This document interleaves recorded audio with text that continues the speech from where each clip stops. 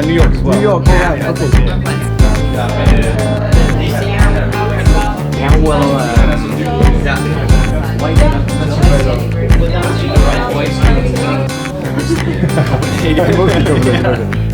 you. Okay, so let's see how this works. I'm super excited to be here. Thank you for the invitation, Mikkel. And I had a lovely chat with the guys last week to get me pampered on this talk. So I'm excited to be here, and I can only see one face. I recognize, normally I know a lot of people, but it's good for me that there are new faces here. But first of all, take out your phone, because this is about photography and Instagram. So take out your phone and see if you can take a picture of my barcode.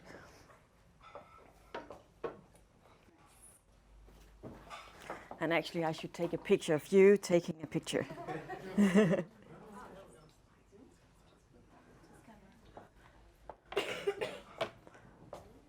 it work?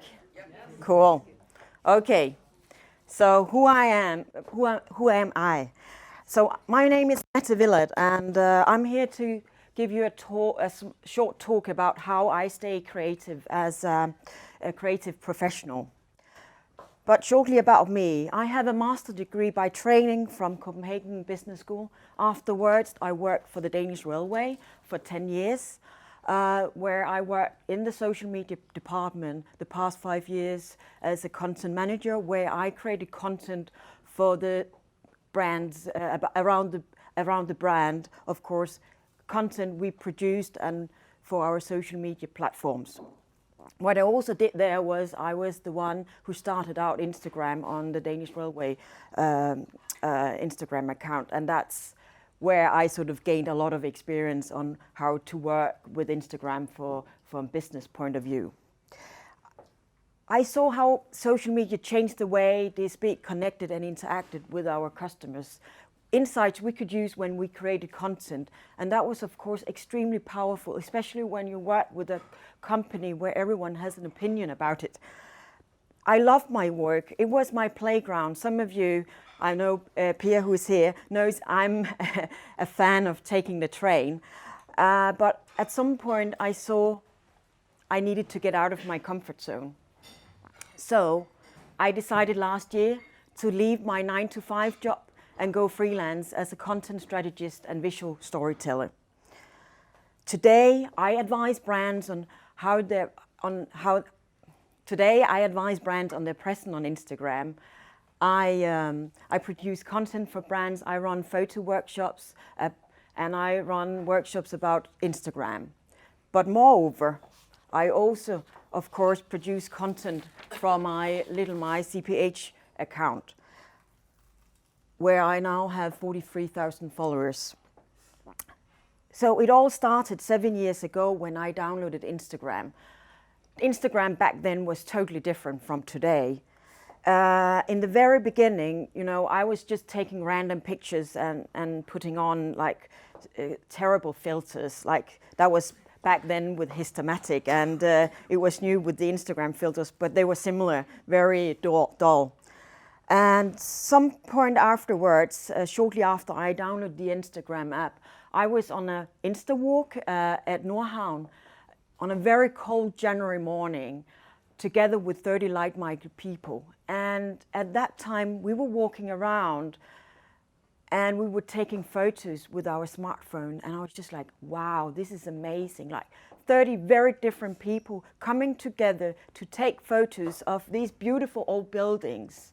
Of course, the place is now different, but back then it was such an interesting experience. And at that point, I knew, okay, this is gonna be my new hobby. Up to that point, I had an interest in architecture. I don't have a professional background.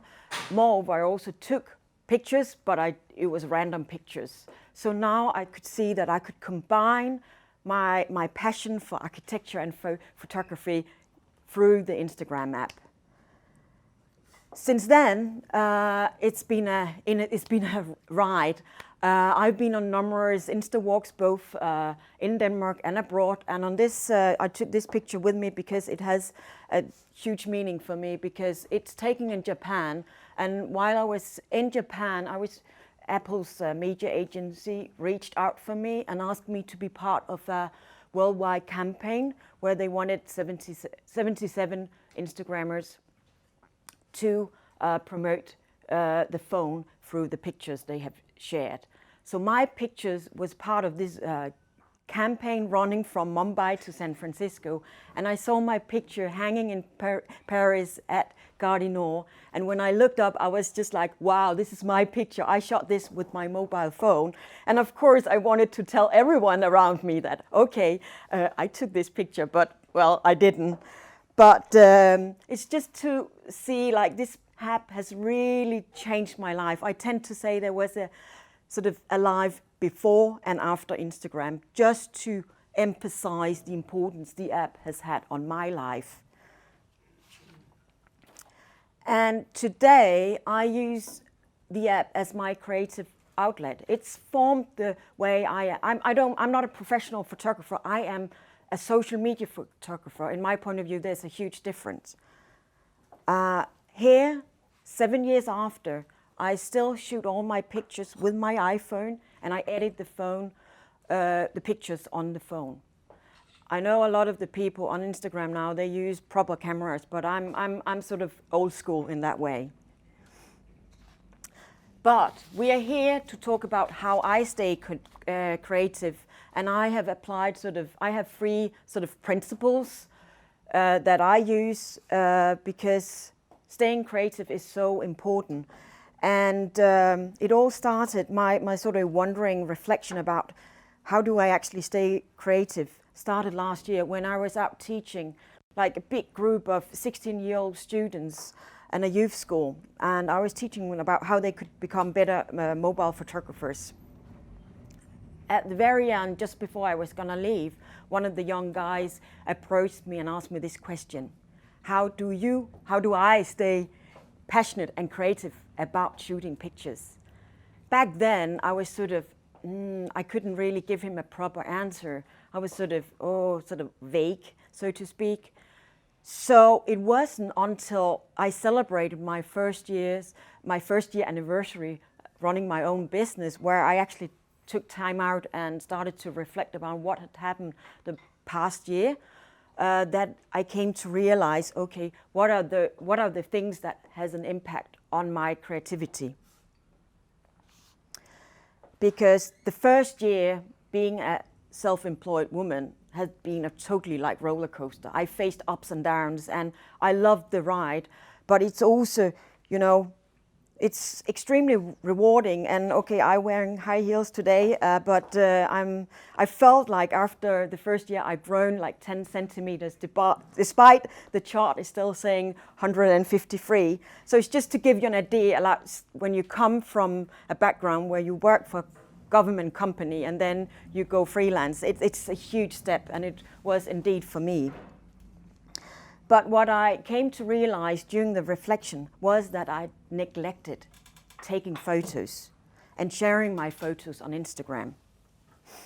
And therefore, I have sort of come up with 3 items, 3 components or principles I'm gonna take you through that I think is important for me to stay creative. Because working with Instagram, it started out as my hobby, and suddenly it was going to be my business. And what happened last year was actually sort of this thing. Whenever I thought about Instagram, I started to slightly get a little bit stomach pain, because was it free time or was it business time? And I couldn't really figure out, and maybe I'm not fully there, but I just knew that was the main reason why I actually didn't pay a lot of attention to Instagram last year, even though it's my core business. And I didn't share a lot of pictures. I didn't go out and take any pictures. So just because there was so much sort of tension in my stomach about this, and I didn't I didn't think about it, even though I, of course, prepared myself before going freelance. I spoke with a lot of people, I read books, I saw interviews and so on, just to get myself prepared. But one thing I didn't prepare myself was when you take your hobby and bring it into your professional life. So creativity is sort of the core thing, of course, with my business. And I have learned that creativity is not something like a tool you have in your toolbox. You can just, you know, it's impossible just to bring out the toolbox from the wardrobe and take out a tool and start to drill. You know, that's not how creativity works for me. I don't know if it's the same with you guys, but I found that these three things impact my creativity, and I strive to apply these three things every day. Of course, some days are different, but it's just to give you an idea about how it works. So the first one is digital detox. Apple recently launched a feature, I can't remember when, where you get an update on Sundays, I think, about your screen time. Does any of you guys pay attention to your screen time? Yeah. Yeah. What's your number? Shall I check it? Yeah. I think it's above 3 hours, something like that. Okay. So, and that's down. It's down? It's down 3 hours average. Okay. And the guy in the white t-shirt? Yeah, I think it's a lot. Well, I develop apps, so Ah. I look at the screen a lot. Okay. But you pay attention to the number. Yes, I do as well. Because this is my average number, 7 hours and 5 minutes. It's just to give you an idea about how much time I spend on my phone. So I am a heavy phone user, and I have been for the past 7 years since actually I downloaded Instagram, because I've spent thousands of hours on the app connecting with friends from Denmark and abroad. I tend to say that the iPhone is my extended arm, just to give you an idea about how it works. And I have this thing grabbing out after my phone, scrolling down my feed or reading the news, like yesterday about the new government, constantly grabbing the phone to see if there were any updates, or connecting with my friends, because I'm very fortunate to have, through Instagram, met so many different people from all over the world. But somehow in Germany, you connect with them on WhatsApp. In Japan, it's online. In US, it's text messages. So I have all these kind of communication apps I connect people, or interact with people with, even though some of them are always sort of interrupted conversations. You check in and check out. So the amount of time spending on the phone is tremendous. And last year, I started an experiment where I actually decided to go offline on Sundays. It was just like, terrible. But I started to go offline on Sundays for 2 hours. So what happened on Sundays when I go offline? I switch on all the devices. And what I do is I actually started to subscribe for a newspaper, like sort of proper paper thing. And now I can have the time to dive into long reads, because that's one of the things, being so much on the phone, is my concentration, my deep concentration is struggling.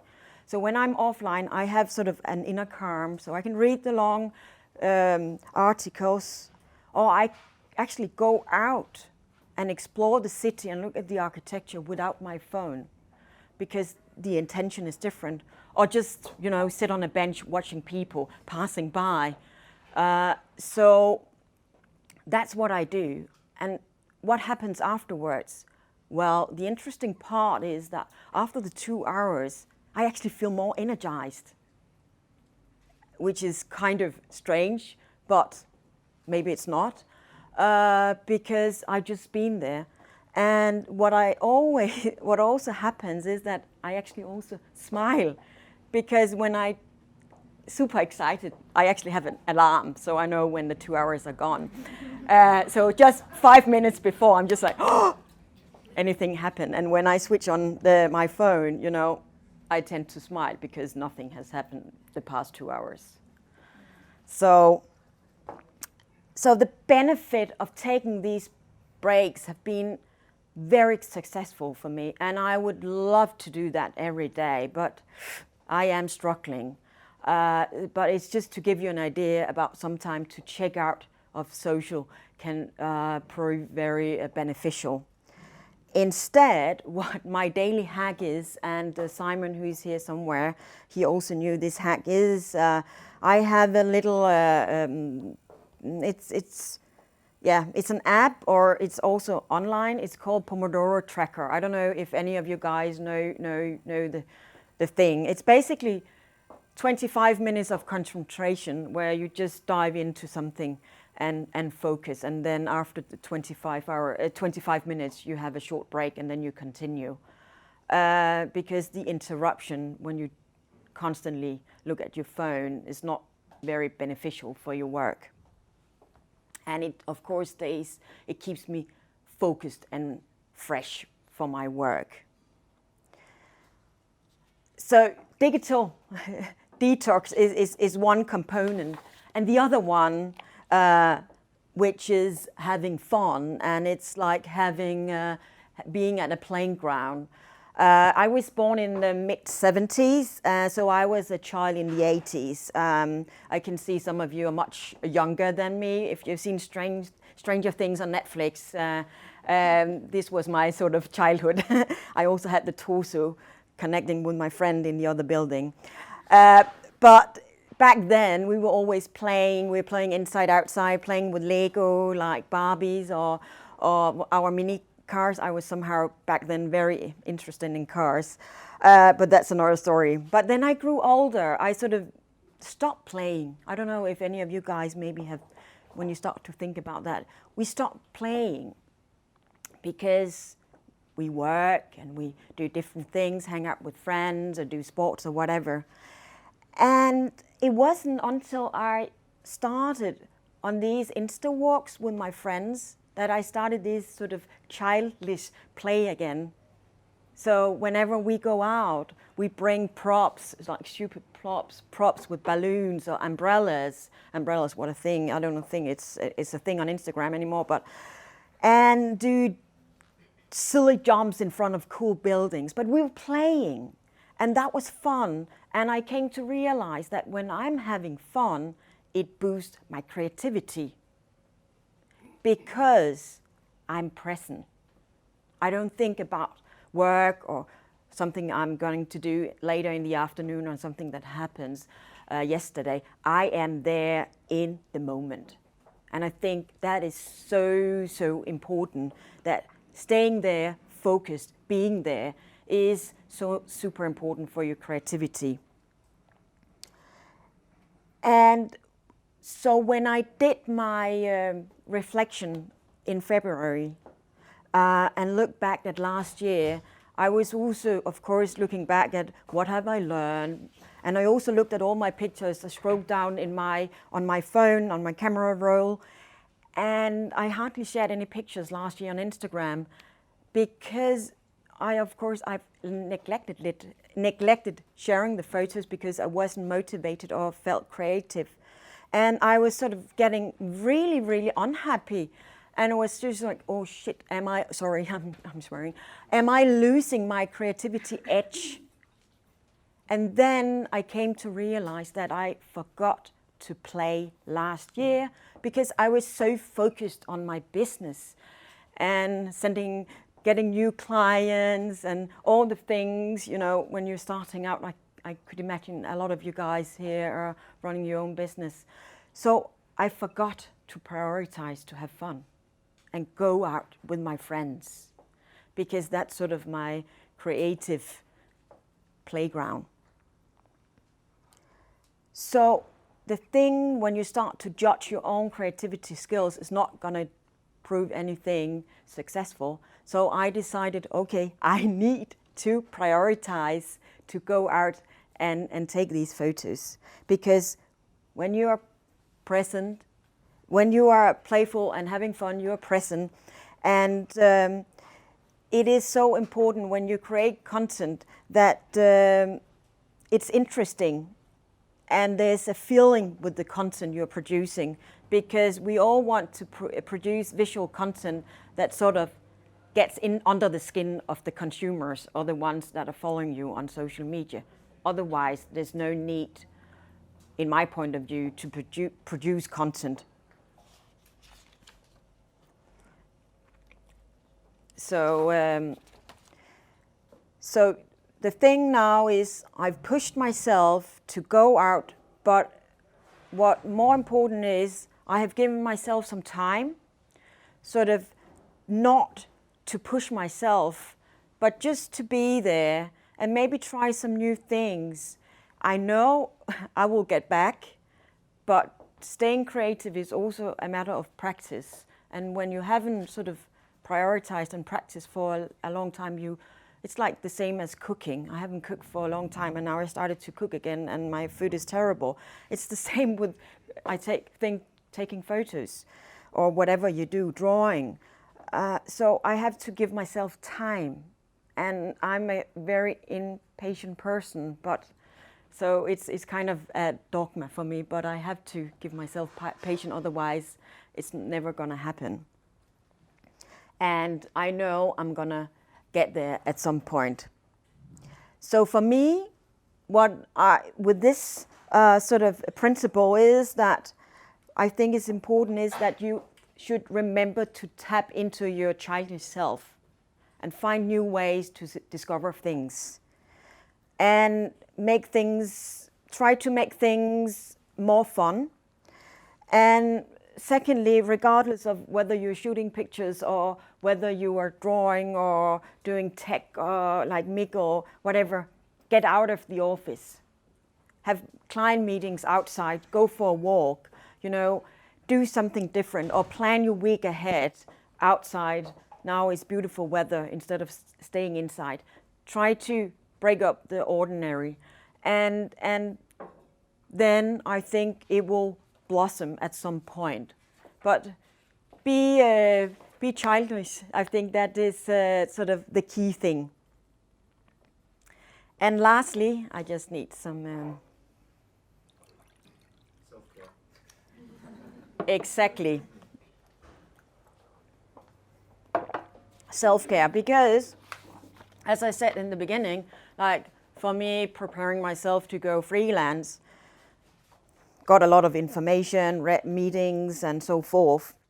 And the most important thing is to invest in your health. Because when you are running your own business, your life, your professional life and your personal life are so closely connected. So you are so vulnerable that you need to pay attention to your health. Because if you don't, it's gonna have a negative impact on your creativity. So when I was reflecting, I came to realize on the year that happened that, I didn't pay enough attention to my well-being. I didn't do a lot sort of treatments, but now that's the new focus. Because what happened in October, I was very, very busy. And when you've worked for a corporate company for so long, then the first year being a freelancer is like some month it's like insanely busy. And then the next month there's nothing to do. And you need sort of the full year to get an idea, okay, when are you busy, when are you less busy? And when you're less busy, you need to pay attention and use that to look after yourself. So what happened in October, I was nearly like getting a burnout, emotional burnout, because I was busy and then I had a really, really tough client who was just, really, really crazy. So it was kind of a wake-up call for me, because when you are not feeling well, of course, it impacts everyone around you. So when I look at these self-care treatments, I sort of have three things. First of all, I've sort of said it earlier, but it's to move around, get out of the office, walk around the building. I now take out my running shoes and go for a short race. Well, I don't do it regularly, but I do it. And then hydration. I have a flow coach. What's that? Gitte is the most amazing, inspiring person. She teaches or coaches professionals, entrepreneurs, freelancers about how to balance your life. And it's a long talk, but shortly, her strongest point is that all freelancers should get as much contact with water as possible. Not only in the water, but also drinking water. And why is that? Think our body consists of 66% of water, and our brain consists of 75% of water. So if we don't get enough water, we'll get dehydrated, and it will have a negative impact on our well-being. Therefore, her suggestion is surround yourself with water. There are three other elements, but the water thing, think about an ocean or a lake full of small ships. All these ships are your small projects, your ideas you've sent out. Some of them will come back empty. Others will come back with something. And it's sort of the flow with the water that sort of fosters this thing of getting things going. Because if you only have ideas inside your head, you're not gonna succeed. So when I heard this, I was extremely fascinated by her mindset. And so what I did, and I have a new hobby now, I could say, the last day before 2018, I went out to Svanemølle Beach. It was very cold, not ice on the water, but after being inside a hot steaming sauna, mobile sauna, I jumped into the cold water. And yeah, you guys all live here, so you know everything about winter bathing, and it's become a big thing. And I can strongly urge you guys who haven't tried it yet to do it. Not now, because now the water is really nice, but start up in September and get ready for winter. And moreover, one thing is, of course, connecting with the water, but also, of course, I drink a lot of water every day. And I don't know if you can get too much, but it's just to give you an idea that this is so important. So move, hydration, and then the last is my daily drug. I don't take drugs, but I have my daily meditation. I don't know if any of you guys know Headspace. Yeah, it's an amazing app. I love Andy, and it all started years ago because he said it all takes 10 minutes. And the 10 minutes I spend every morning doing my guided meditation is my drug. I don't need to take any vitamins or anything because that's sort of focusing my sort of I'm getting myself ready for the day. So to wrap up, I've sort of come back to the three components I think have an impact on my creativity, because creativity is so interesting, because for me, and when I did this, it's all about present. It's not about browsing Instagram or looking for pictures. That's not where I get creative. And I've sort of highlighted this, and you can take a picture. I don't know, I'm gonna send the presentation to Mikkel, and he can share it with you if you want. But otherwise, I think if I can just give you one advice, or you can bring back one of these ideas when you go back to the office, I'm really grateful.